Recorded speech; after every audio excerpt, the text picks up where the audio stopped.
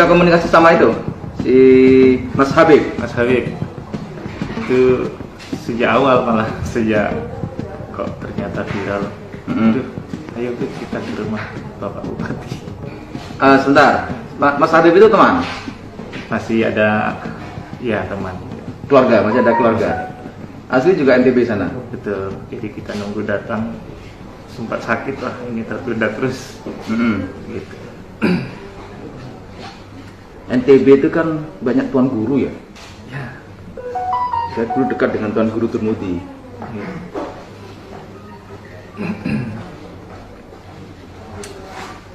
Kenapa kok sampai begitu itu kenapa? So, kalau ilmu saya udah tinggi, udah luas, nggak mungkin kayak gitu. Saya kemarin ke sana, ke Sumbersari itu, ke Sepeturan. Kan memang sebelumnya itu ada pura yang sudah lama ada di situ. Kan ada pepundian itu, ya kan? Nah, yang di pepundian itu siapa yang buat video yang di pepundian itu, yang di pura itu? Oh itu, saya juga itu spontan. Yang nampel siapa yang nampel? Tangan saya. Hah? Saya. Sambil nyambil video sambil Iya. nampel. Yang di pura itu, di pepundian itu. Itu malah nggak paham kalau itu pura, taunya bangunan yang. Loh, tapi kan tahu itu kalau itu apa tempat yang apa namanya seidentik dengan Ya, dengan tempat ibadah kita. ibadahnya umat Hindu. Pernah ke Bali nggak? Pernah, tapi yang saya tahu ada kain hitam putihnya. Ya iya, itu sama lah itu. Tapi enggak ada sih, mungkin karena spontan ya. Nah, setelah dari pura itu kan jalan, Oke. ya kan? Nah, baru di sana ada sungai itu. Ya, sampai jalan ke sana. Apa sih sampai jalan ke sana itu? Penasaran lihat aliran sungai. Erupsi. Padahal itu daerah masih belum dibuka secara umum, tempat aliran lahar itu. Datang ke Lumajang kapan? Rombongan relawan masjid gabungan, saya nebeng gitu. Jadi pas ke tempat erupsi habis duhur, mereka para relawan dengan pakaiannya lah, Ya, relawan. Datang itu loh. Datang kapan? Itu saya lupa. Datang begini. Udah erupsi. Erupsi. Berapa hari setelah erupsi? Oh sudah lama sekali. Sudah lama. Seminggu kira-kira? Mungkin awal-awal tahun baru gitu. Sudah Januari, udah lama, udah sebulan. Iya. Ada yang menghubungi untuk datang? Tidak ada, cuma inisiatif Inisiatif. ingin lihatlah nanti membersamai orang-orang relawan. Terus pertama nyampe di mana? Di musola masjid itu kecil di pinggir jalan, kiri jalan. Nah, terus itu apa di situ? Kelompoknya apa di situ di masjid itu? Kumpulan relawan yang dari Jogja. Ya, apa namanya apa? Seingatnya tim bersih masjid apa itu. Nah, saya bantu. Memang enggak kontak sebelumnya ke siapa, ke si yang di sini siapa dikontak itu? Enggak. Kalau kontak enggak ada, kan sering apa itu namanya. Saya di Jogja kan di masjid-masjid kan ngajar TPQ itu, tahu lah kalau ada yang mau berangkat gitu. Nah, terus pada mau, iya saya tak ikut gitu. Jadi baju seadanya, bukan baju relawan. Ya. Nggak kepikiran bahwa itu yang dilakukan itu akan jadi masalah, itu nggak kepikiran? Insyaallah, itulah saya malah baru tahunya setelah kok diangkat di media gitu. Fakultas apa sih waktu di UIN? Bahasa Arab. Pendidikan, tarbiyah? Iya. Bukan ada, bukan? Bukan. Ada tarbiyah ya? Tarbiyah. Dulu di pesantren? Di pesantren. Pesantren mana dulu? Di Solo, di Al Mukmin. Oh, di Ngruki. Pesantren Ngruki Solo. Ya. Nggak diajarkan tentang misalnya ada keyakinan lain, ada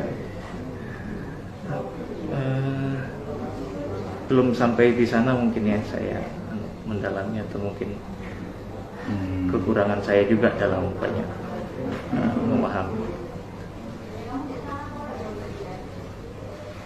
nggak sudah jadi. Anak SMP pun diajari untuk menghargai agama lain. Iyalah itu Sekolah itu diajari pelajaran sekolah. sampai sekolah tarbiyah. Di SMP itu diajari SMP. umat beragama. SD sudah diajari Pancasila. Oke, karena ada gini Tunggal Ika. tempat ibadah. Kalau umat Islam masjid, nah gitu kan, Oke. ada musola.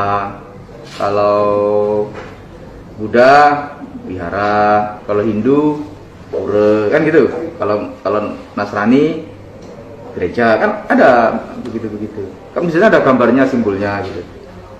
SD negeri ya. Mau Biasa. SD Islam masih negeri semuanya ada. Malam. Anak saya SD Islam, TK Islam, Pelajarannya SMP sama. Islam, semua anak saya. Nggak ada yang ngajari Oke. yang tidak menghargai agama lain. Lakum dinukum waliyadin. Ya, ada itu. Dan gini, Oke. ini nanti akan ada pembahasan bersama saya, Pak Kapolres, Pak Dandim.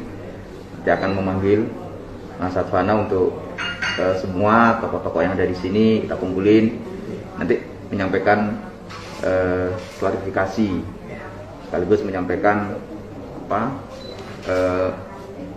kemarin yang disampaikan soal motifnya di sini datang bagaimana, gitu ya. Oke. Ya, saya baru saja bersama Pak Kapolres dan Pak Dandim menemui Hadvana yang saat ini sudah ditetapkan sebagai tersangka ya. Untuk perilaku yang mengganggu intoleransi kerukunan beragama yang ada di Kabupaten Lumajang. Tadi sudah saya tanyakan, saya klarifikasikan terkait dengan perilakunya, dan betul diakui itu perilakunya, termasuk juga yang menampel sesajen yang ada di Pepunden di Desa Sumbersari, Kecamatan Pronojiwo. Jadi di Dusun Sumbersari itu memang ada pura yang sudah lama ada di situ, karena dulu juga sebagian besar di Desa Supiturang, Dusun Sumbersari itu ada beberapa yang beragama Hindu. Nah, termasuk sampai saat ini itu masih ada. Kemarin saya juga lihat lokasi pura dan pepunden itu. Pepundennya masih utuh. Jadi bangunan atau tugu pepundennya masih utuh. Dia mengakui itu. Kemudian yang kedua soal tendangan sesajen yang ada di tepian lahar aliran Semeru, yang waktu itu sebenarnya itu bukan tempat umum untuk dikunjungi. Tadi saya juga tanya terkait dengan latar belakangnya, apakah dulu di pesantren? Ya betul, dia di pesantren. Saya tanya pesantrennya mana, adalah pesantren Ngruki Solo.